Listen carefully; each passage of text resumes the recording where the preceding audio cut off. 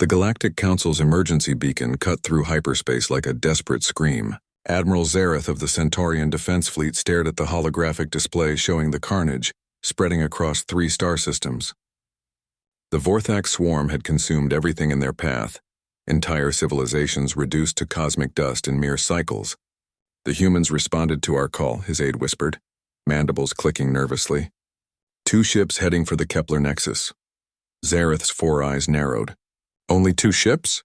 Against a swarm that destroyed the Alterian Armada? Meanwhile, aboard the human vessel Retribution, Lieutenant Adnan checked his weapon systems for the 3rd time. The ship hummed with deadly purpose around him, its dark hull bristling with armaments that violated 17 galactic warfare treaties. Beside him at the tactical station, Lieutenant Nahal ran final diagnostics on their most classified payload. "You nervous?" Adnan asked, his voice steady despite the magnitude of their mission.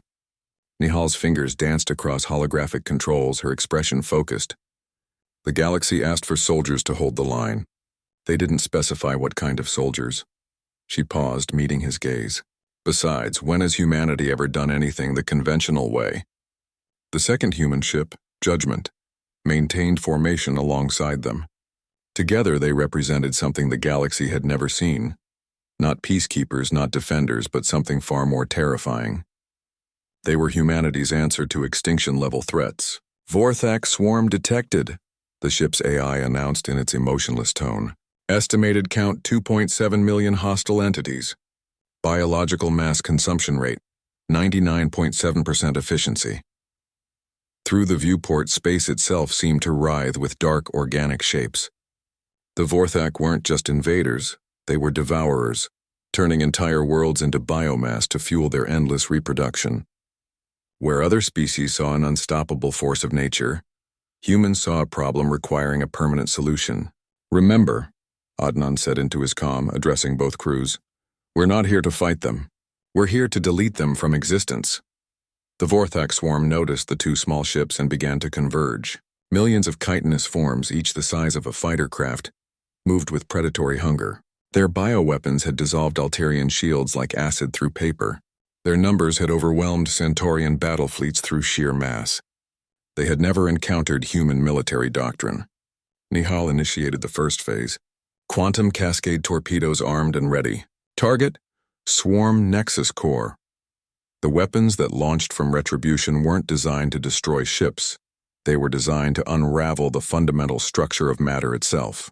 Where they detonated, space folded inward, creating micro-singularities that consumed everything within a 50-kilometer radius. The Vorthak swarm's leading edge simply ceased to exist. But humanity had learned from every galactic conflict. They studied how other species fought, with honor, with mercy, with rules of engagement. Then they chose a different path entirely. "Phase 2, Adnan announced.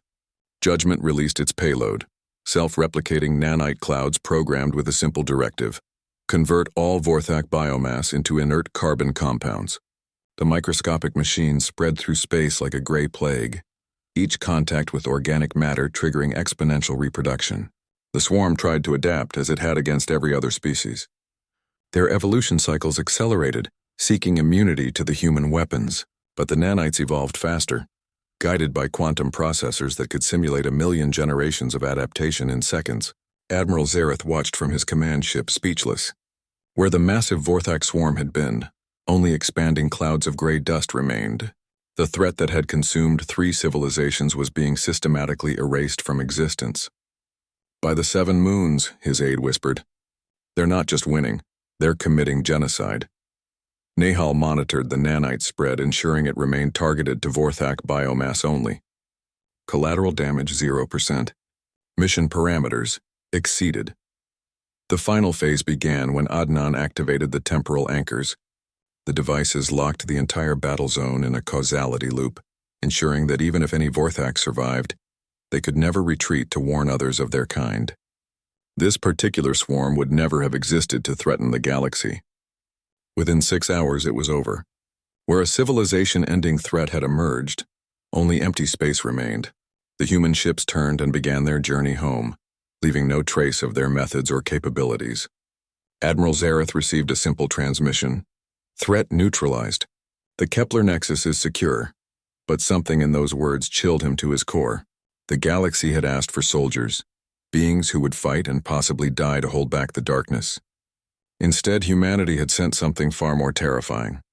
Beings who didn't fight darkness so much as erase it from reality itself. As news of the victory spread through galactic networks, a new understanding emerged. Other species had evolved to survive in the galaxy. Humanity had evolved to ensure nothing could threaten survival itself. The Galactic Council met an emergency session afterward. The debate wasn't about thanking humanity for their aid. It was about what to do with allies who could delete entire species from existence without breaking stride. Perhaps, Admiral Zareth suggested quietly, we should ensure we never give humans a reason to consider us a threat. The motion passed unanimously. Adnan and Nehal returned to Earth's orbital stations, where humanity continued its quiet preparation. Not for conquest or expansion, but for the next time the galaxy faced extinction, because when civilizations called for soldiers, they wanted heroes who would sacrifice themselves for others. But when they called for executioners, there was only one species that answered without hesitation and got the job done.